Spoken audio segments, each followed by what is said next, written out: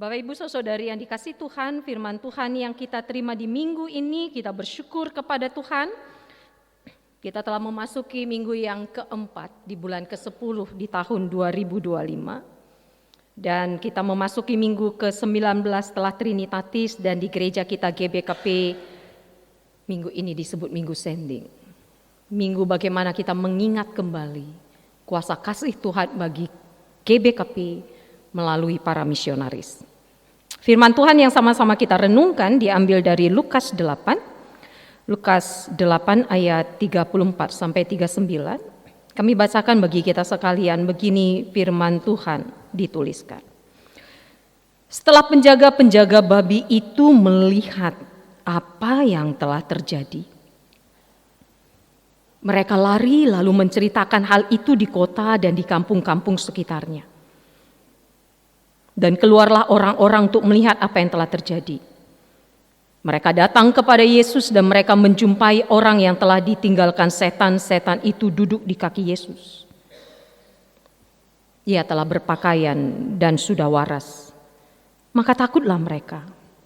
Orang-orang yang telah melihat sendiri hal itu memberitahukan kepada mereka bagaimana orang yang dirasuk setan itu telah diselamatkan. Lalu seluruh penduduk daerah Gerasa meminta kepada Yesus supaya ia meninggalkan mereka sebab mereka sangat ketakutan. Maka naiklah ia ke dalam perahu lalu berlayar kembali. Dan orang yang telah ditinggalkan setan-setan itu meminta supaya ia diperkenankan menyertainya. Tapi Yesus menyuruh dia pergi, katanya, "Pulanglah ke rumahmu dan ceritakanlah segala sesuatu yang telah diperbuat Allah atasmu." Orang itu pun pergi mengelilingi seluruh kota dan memberitahukan segala apa yang telah diperbuat Yesus atas dirinya. Inilah firman Tuhan yang sama-sama kita renungkan. Shalom Bapak Ibu Saudari kasih Tuhan. Salam damai sejahtera bagi kita sekalian. Kami berharap sekali apapun yang kita alami, berbagai-bagai hal yang kita hadapi, banyak hal yang kita rasakan, menyenangkan atau menyakitkan, menyukakan atau menyulitkan, bahagia atau dalam kesedihan, damai Tuhan itu tetap ada bagi kita. Karena itu adalah kekuatan kita dan menjadi bahan bakar menjalani hari-hari kita. Bapak Ibu Saudari yang dikasih Tuhan, beritakanlah perbuatan Allah. Apa bedanya memberitakan perbuatan Allah dengan bintang iklan? Bintang iklan itu memberitakan, Bapak Ibu. Adakah bedanya kita dengan bintang iklan? Kalau bintang iklan, dia mengiklankan satu produk, belum tentu dia pakai produk itu. Bintang iklan memerankan produk sabun mandi, belum tentu dia pakai sabun mandi yang dia iklankan. Yang penting uang masuk. Yang penting dapat endorse. Memberitakan perbuatan Allah, bukan mengiklankan, tapi mengalami. Itu yang kita lihat dalam bahan renungan kita, bahan khotbah kita. Bapak Ibu, kita bisa lihat ya. Yesus memasuki daerah Gerasa. Gerasa ini daerah yang najis bagi orang Yahudi. Karena di situ orang menyembah berhala dan memelihara babi. Orang Yahudi haram menurut Imamat 11 ayat 7 memelihara babi. Dan bagi orang Yahudi, untuk kelihatan kudus, jangan bersentuhan dengan orang yang najis. Untuk kelihatan benar, jangan bergaul dengan orang yang salah. Untuk kelihatan saleh, jangan engkau bergabung dengan orang yang salah atau yang jahat. Tapi Yesus enggak begitu. Menyeberangi Danau Galilea, masuk ke daerah Gerasa, daerah yang najis, daerah yang dikuasai oleh kuasa-kuasa ketidakbaikan. Ada seorang yang sudah tidak seperti manusia lagi, Bapak Ibu. Yang sudah seperti hewan liar, dia tinggal di kuburan, tidak pakai baju lagi. Karena banyak kuasa setan, banyak roh-roh setan yang merasuk dalam tubuhnya. Dan luar biasanya Allah kita yang gelap sekalipun, yang najis sekalipun, yang tidak dianggap sekalipun, yang seperti hewan sekalipun, dia datang, dia hampiri, dia dekati. Lalu setan-setan yang ada dalam diri orang itu berkata, jangan bunuh kami, izinkan kami memasuki babi-babi itu. Wah, bahaya ini Bapak Ibu. Karena ada yang menganggap akhirnya bahwa, padahal berbeda ya, saya pernah dengar, supaya jangan kena santet, makanlah babi. Padahal ini roh jahat masuk ke dalam babi. Mohon maaf, bukan maksud kami untuk menutup BPK Bapak Ibu. Jangan ditarik ke situ, karena ada yang mengatakan kalau gitu jangan makan babi. Kenapa dia memasuki babi? Berarti babi itu sudah connect dengan roh jahat. Jangan gitu memahaminya ya Bapak Ibu. Kasihan nanti jemaat kita yang mata pencariannya BPK, dan kasihan juga kita yang tidak tertinggalkan BPK itu kan. Kemanapun kita pergi yang tak terlupakan, one and only BPK. Bukan begitu maksudnya ya Bapak Ibu ya. Tapi kalau ada yang memutuskan kami tidak makan babi, jangan katakan orang yang sering makan babi sudah kerasukan setan. Pada waktu itu memang yang ada babi. Saya pakai lembut ya. Saya nggak pakai kata menunjukkan. Memang waktu itu begitu. Jadi kita perlu memahaminya ya. Lalu mereka bilang, suruhlah kami masuk ke babi-babi. Dirasuki itu babi, terjun ke laut. Perhatikan Bapak Ibu. Bersama-sama melihat Tuhan, bersama-sama menyaksikan Tuhan, tapi beda yang diberitakan. Dikatakan penjaga-penjaga babi itu melihat apa yang telah terjadi. Mereka lari lalu menceritakan hal itu di kota dan di kampung-kampung. Tertarik orang. Dan keluarlah orang-orang untuk melihat apa yang telah terjadi. Mereka datang kepada Yesus dan mereka menjumpai orang yang telah ditinggalkan setan-setan itu duduk di kaki Yesus. Ia telah berpakaian dan sudah waras, maka takutlah mereka. Maka takutlah mereka. Ketakutan yang ada pada diri mereka tidak membawa mereka menyembah Yesus, tapi membawa mereka mengusir Yesus. Ini jadi catatan buat kita Bapak Ibu. Orang yang bersama-sama menyaksikan kuasa Tuhan, orang yang bersama-sama melihat betapa luar biasanya Tuhan, belum tentu menerima Tuhan dan menyembah Tuhan Bapak Ibu. Orang yang sering ke gereja, orang yang sering menyembah Tuhan, belum tentu benar-benar hatinya terikat pada Tuhan. Kalau dia tidak benar-benar mengalami kuasa pemulihan dari Tuhan. Dan itu terjadi ketika kita buka hati kita. Mengapa Yudas dirasuk iblis Bapak Ibu? 3 tahun bersama-sama Yesus. 3 tahun mendengarkan Yesus. 3 tahun makan dengan Yesus. Kita sering bilang, seandainya Tuhan izinkan aku bertemu dengan Tuhan Yesus, aku bertobat. Belum tentu Bapak Ibu.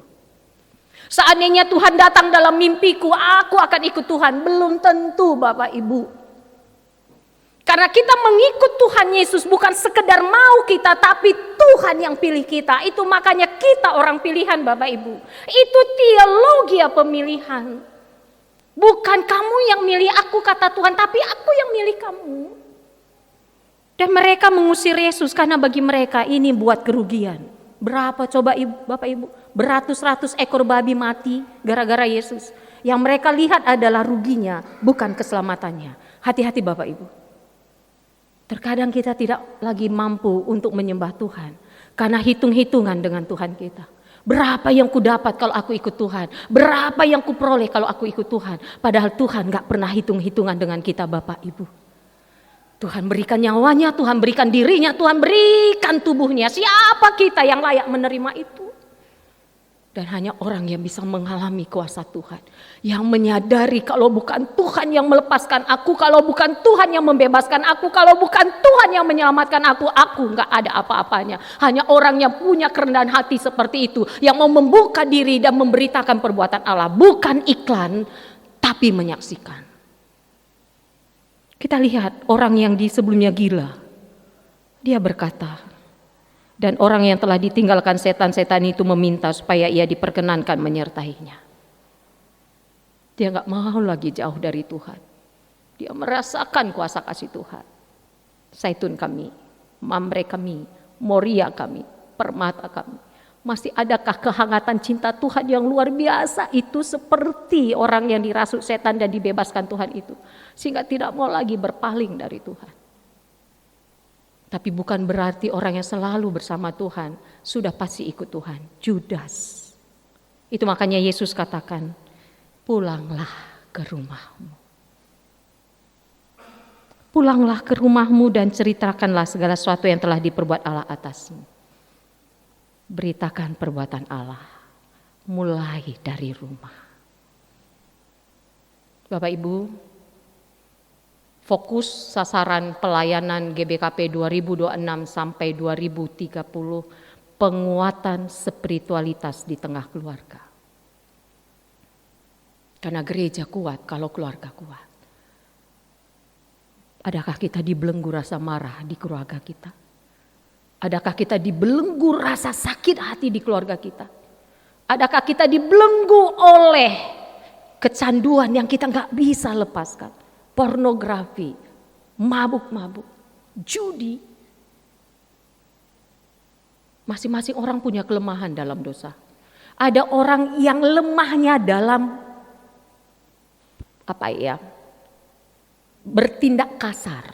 Masing-masing orang itu punya kelemahan dalam dirinya yang dominan yang dia tidak bisa kuasai. Ada orang yang bertindak kasar. Setiap kali dia marah, dia melakukan kekerasan. Dia melakukan pemukulan. Ada yang dia lemahnya di duit. Tiap kali pegang duit bermasalah. Ada orang kelemahannya di seks. Ada orang kelemahannya di emosional. Di emosinya. Allah yang sama. Yesus yang sama yang bisa membebaskan orang yang dirasuk setan. Hari ini Tuhan katakan, tilik rumahmu, lihat hatimu. Adakah engkau masih dibelenggu dosa? Kuasa Tuhan bisa membebaskan engkau. Karena Bapak Ibu, seperti yang dikatakan dalam 2 Timotius 3, ingatlah ini pada hari-hari terakhir akan ada banyak kesusahan. Manusia akan mementingkan dirinya sendiri, bersifat mata duitan, sombong dan suka membual. Mereka suka menghina orang, memberontak terhadap orang tua, tidak tahu berterima kasih, dan membenci hal-hal rohani. Mereka tidak mengasihi sesama, tidak suka memberi ampun, mereka suka memburuk-burukkan nama orang lain, suka memakai kekerasan, mereka kejam dan tidak menyukai kebaikan. Itu firman Tuhan. Hari-hari gini bukankah begitu Bapak Ibu? Kalau dulu kita bilang, nakku kalau kamu keluar rumah hati-hati, di luar rumah jahat. Di luar rumah tidak baik. Di luar rumah banyak penjahat. Hari ini dalam rumah banyak kejahatan Bapak Ibu. Hari ini enggak lagi sungkan-sungkan suami melakukan kekerasan kepada istri. Istri membunuh suami, anak membunuh orang tua menyiksa anak. Hari ini di rumah sumber kejahatannya Bapak Ibu mulai dinyatakan, hari-hari terakhir sudah terjadi. Hari ini di Minggu Sending kembali diingatkan pada kita, tilik dan lihatlah keluarga. Beritakanlah perbuatan Allah.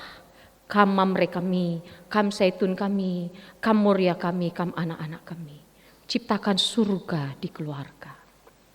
Minta Tuhan untuk mematahkan belenggu yang ada seturut kehendak Tuhan. Bapak Ibu, mudah sekali sekarang orang membuat viral kan. Apapun sekarang bisa viral. Kalau sudah mulai secara bersama di media sosial katakan ini warung enak. Wah, semua pasti. Coba untuk mulai dari keluarga. Tidak usah terlalu kita jor-joran, tapi mulai dari keluarga. Karena kecenderungan orang sekarang begini Bapak Ibu. Ada sebuah penelitian. Ada 3 orang pemuda, dia berdiskusi.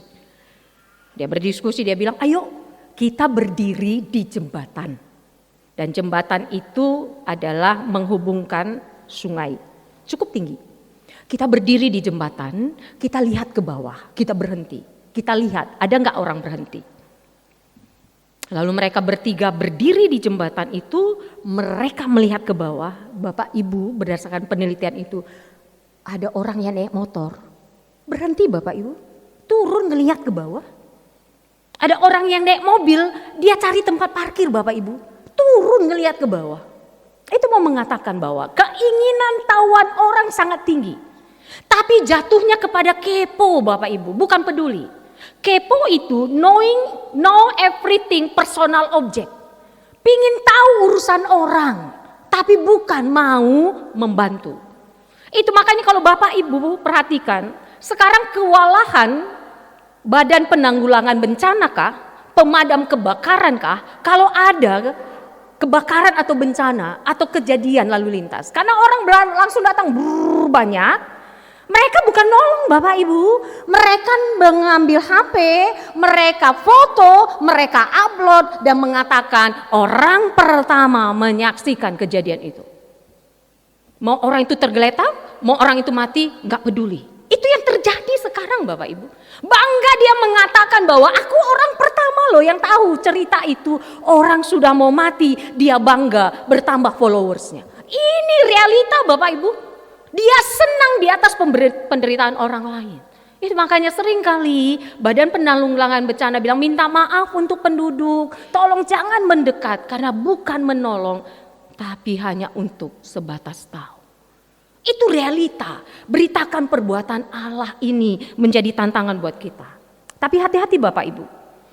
Perbuatan Allah menurut yang Tuhan kehendaki. Bukan menurut kita. Kenapa? Di Yeremia Nabi Hananya ini kenapa dihukum? Nabi Hananya ini dihukum karena dia bilang gini, gampang itu, tenang aja lah bangsa Yehuda, 2 tahun cuma engkau dibuang Tuhan. Padahal Tuhan katakan 70 tahun, Yeremia 28. Nabi itu berkata, tenang aja kamu, Tuhan gak akan lama-lama marah, 2 tahun cuma. Itu makanya Tuhan berkata pada Yeremia, mati nabi ini. Itu makanya perlu kerendahan hati Bapak Ibu. Terkadang kan ada kita supaya kelihatan religius, bukan kita yang hadir ini Bapak Ibu. Biar kelihatan kita religius, yang gak ada itu pun kita ada-adakan. Kita bersaksi Tuhan itu baik lalu kita mengarang. Kita kan gak tahu ya Bapak Ibu ya. Supaya kelihatan karena semua orang sudah bersaksi Tuhan itu baik, lalu dia mulai pikir, aku kok apa ya? Gitu. Lalu mulai mengarang lah. Hati-hati Bapak Ibu. Terkadang bersaksi atas kegagalan akan lebih baik juga daripada berusaha untuk memperlihatkan Tuhan menyelesaikan persoalan kita padahal tidak. Sering kita berkata, di mana mujizat itu? Masih adakah mujizat itu? Bapak Ibu, tidak selalu mujizat itu ketika kita berdoa minta kesehatan, Tuhan beri kesehatan. Enggak selalu Bapak Ibu. Mujizat itu nyata ketika dalam sakitku aku berdoa, tidak Tuhan angkat penyakitku, tapi aku tidak mau mengkhianati imanku pada Tuhan. Itu mujizat Bapak Ibu. Ketika dalam sakitku, ketika aku berdoa tapi Tuhan tetap tidak angkat penyakitku, tapi aku berkata, Tuhan, aku tidak akan pernah mengkhianati imanku padamu. Itu mujizat Bapak Ibu. Saya pernah cerita ada seorang ibu, dia orang kaya, soal uang dia tidak persoalan, dia tinggal di Surabaya. Dari pinggang ke bawah dia mengalami kelumpuhan. Semua dokter sudah dia tanya, semua pendeta dia undang untuk mendoakan. 7 tahun dia dalam akar pahit, 7 tahun dia dalam marah, 7 tahun dia berontak pada Tuhan. Sampai akhirnya di satu titik dia berkata begini, sampai saat ini aku gak sembuh Tuhan, aku gak bisa jalan, tapi aku masih punya mulut untuk berkata-kata. Hari ini aku mau katakan, aku akan menjadi pendoa bagi orang-orang. Sekalipun Tuhan tidak menyembuhkan penyakitku, tapi aku mau berdoa buat orang-orang yang mengalami pergumulan hidup, agar mereka juga kuat ketika Tuhan tidak angkat penyakitnya. Dan saat ini dia menjadi pendoa. Bukankah itu mujizat Bapak Ibu? Gampang memberitakan Tuhan itu baik kalau semua lancar, bukan? Gampang memberitakan perbuatan Tuhan itu kalau kita minta rezeki, Tuhan curahkan rezeki. Kita minta mobil, Tuhan berikan mobil. Kita minta rumah, Tuhan berikan rumah. Akan sangat susah memberitakan perbuatan Allah. Kita minta rezeki, bangkrut. Kita minta kesehatan, sakit.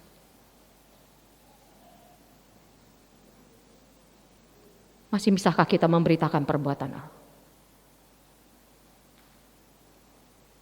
Dan itu di Invokasio kita Bapak Ibu.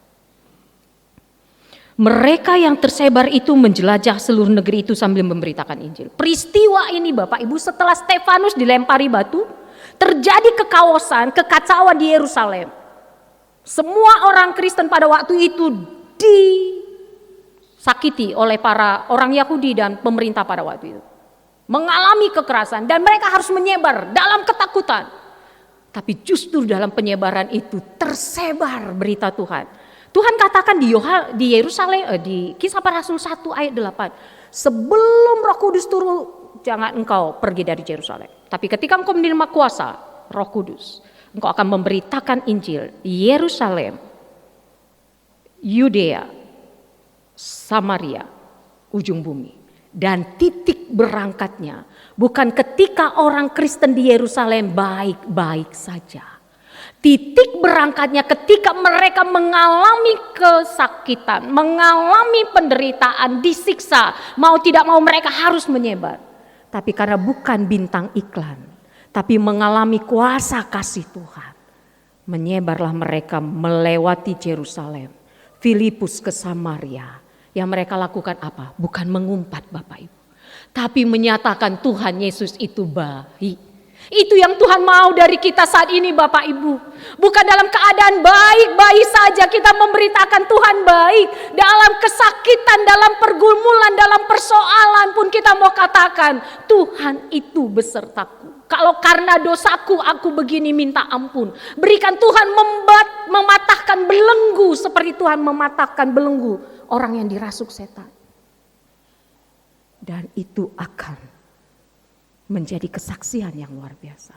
Bisa jadi Bapak Ibu, persoalan hidup yang kamu alami saat ini, titik rendah yang kamu alami saat ini, pergumulan yang kamu alami saat ini, Tuhan mau kamu beritakan perbuatan Allah.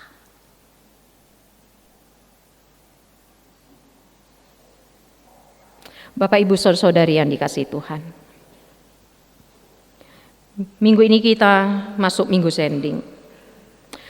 Kalau kita melihat dalam pengantar ibadah, diingatkan bagaimana Tuhan mengutus murid-muridnya dan mengutus para misionaris. Bapak Ibu, mungkin saya sudah pernah cerita, gak ada misionaris yang melihat orang Karo pada waktu itu Bapak Ibu. Di Tapanuli No Mensen sudah bergerak. Di Karo, orang Karo gak ada yang lihat. Lalu J.T. Kramer yang sudah menjadi menteri pada waktu itu, sebelumnya jadi pengusaha karet ya. Dia dulu pengusaha karet, penguasa lah ya Bapak Ibu, pemilik kebun karet waktu itu di Delhi. Orang Karo itu sering mengganggu mereka, penguasa kebun. Sering membakar kebun mereka. Lalu J.T. Kramer yang kembali ke Belanda sebagai parlemen oleh pemilik kebun di Delhi ngubungi dia, ayo dong ngomong ke parlemen, ini ada satu suku nih, ini suku ini keras banget ini gitu ya. Mungkin kita mendengarnya bahwa dulu awal masuknya misionaris itu politik, meredam orang Karo yang sering sekali membuat kerusuhan gitu ya. Sebenarnya nggak semudah itu Bapak itu, nggak sesimpel itu. Lalu J.T. Kramer ngomong ke parlemen. Parlemen ngomong ke badan misionaris, NZG namanya Bapak Ibu, Belanda. Dia bilang begini, J.T. Kramer berdiplomasi begini, di Sumatera Barat sudah Islam, Tapanuli Selatan sudah Islam. Ini ada satu tempat, ada satu suku, ini suku ini gak gampang dipengaruhi. Ini suku sebenarnya pintar, Tapi bukan pintar yang intelektual, pintar situal na denga. Bene intelekna, tading tualna, bagaimana gitu ya. Ini pintar ini nggak mudah dipengaruhi, tapi jatuhnya pada keras. Almarhum pendeta MP Matius Panji Barus, dia menyelidiki ini sampai ada satu literatur mengatakan orang Karo dan orang Batak itu kepintarannya itu sama dengan orang Eropa, Jerman. Tapi kenapa orang Karo banyak nggak muncul? Karena tualna. Karena mekengnya, kalau nggak pintar Bapak Ibu. Tapi jatuhnya kita lah terajari ke persoalan siapa bersur kita sih benar. Aduh bahasa Karo pula saya, ini harus bahasa Indonesia. Soalnya paling sedap itu pakai bahasa Karo kan Bapak Ibu ya, untuk mengatakan selalu kita merasa kita paling hebat.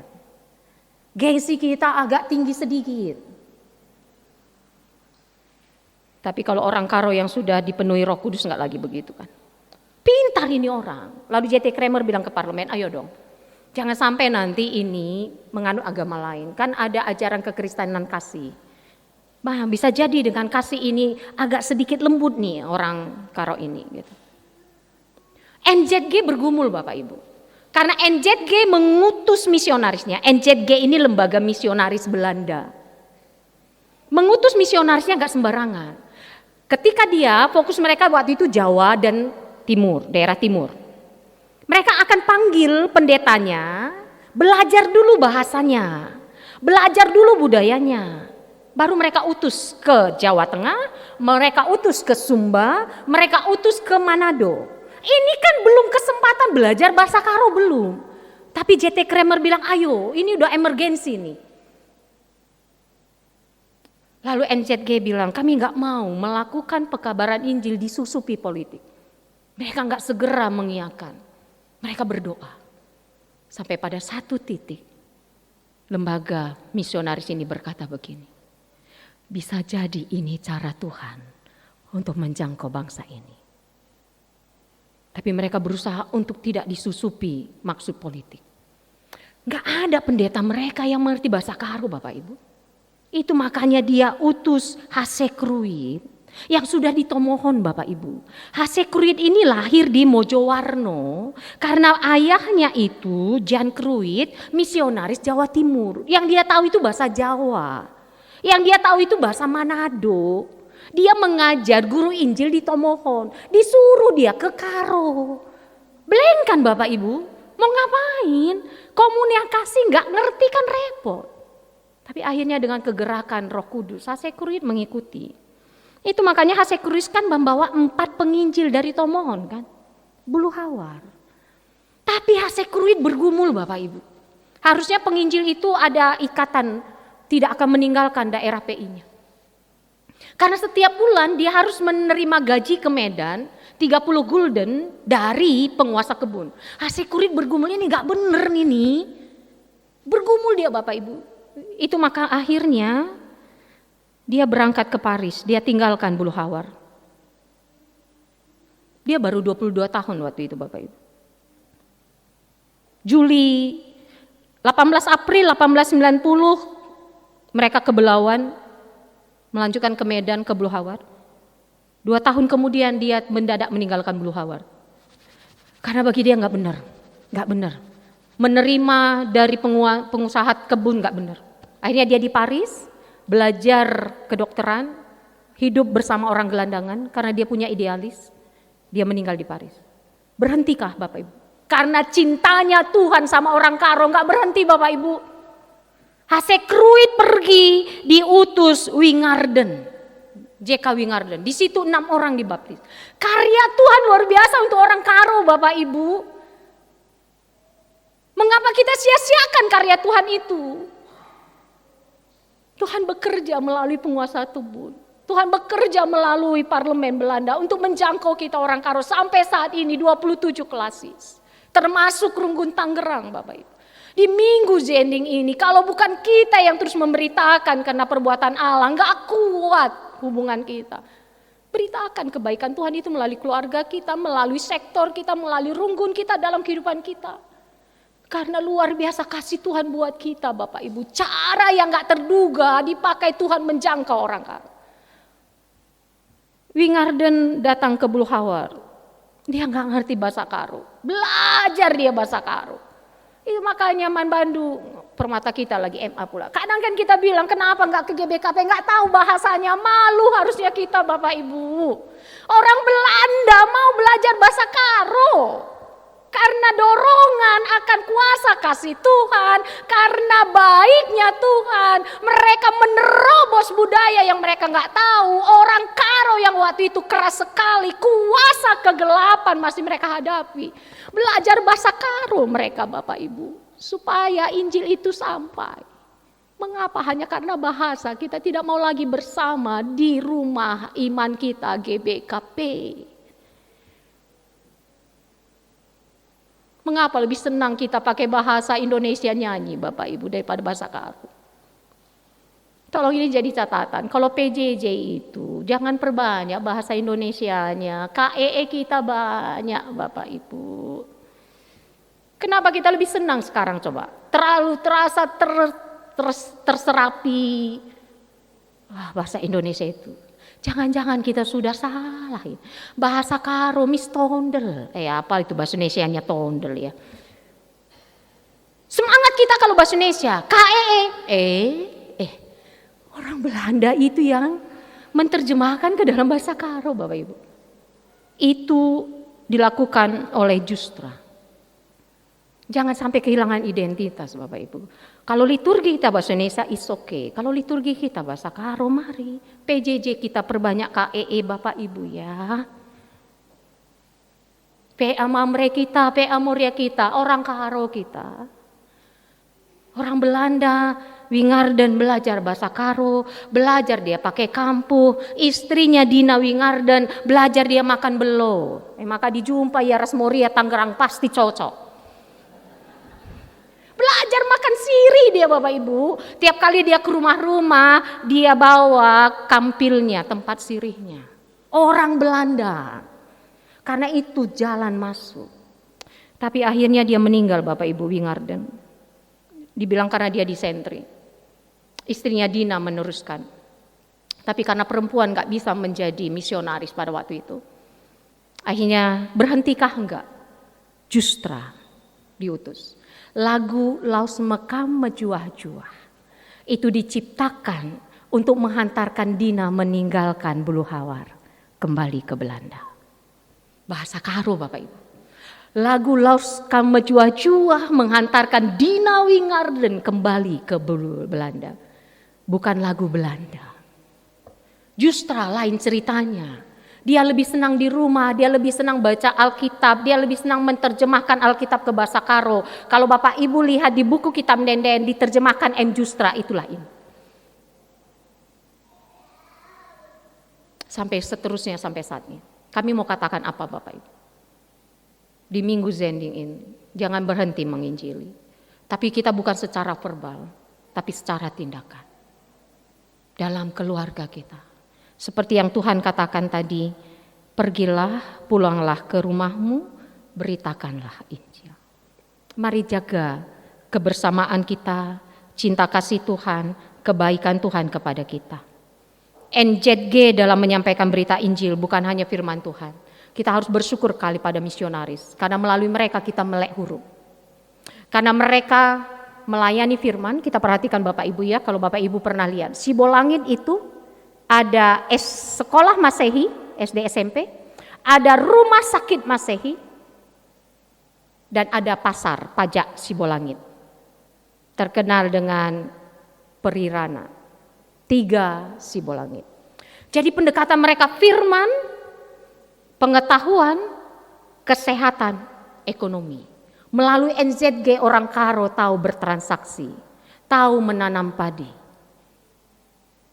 Beras Tagi, ada SMA Masehi yang saat ini cukup favorit, banyak tamatan SMA Masehi ke perguruan tinggi negeri. Ada rumah sakit, ada 3 Beras Tagi. Kabanjahe, ada sekolah Masehi, rumah sakit umum itu rumah sakit Masehi yang sekarang lagi negosiasi untuk diambil GBKP, ada 3 Kabanjahe. Pria-ria juga begitu. Luar biasa Bapak Ibu perhatian NZG untuk orang Karo. Hari ini kita diajak. Jangan berhentikan memberitakan kebaikan Tuhan. Ada yang kurang di Runggun Tangerang.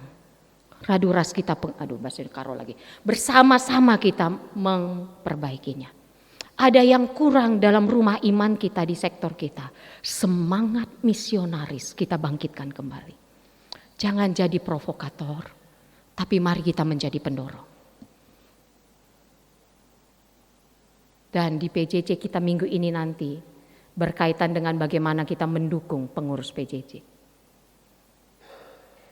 Menjadi pengurus PJJ nggak gampang. Terima kasih kalau ada hadir pengurus PJJ. Karena menjadi pengurus PJJ itu memberi diri untuk melayani. Mungkin kadang kita merasa kurang pas, mungkin kita merasa kurang cocok, tapi mari kita doakan, mari kita dukung.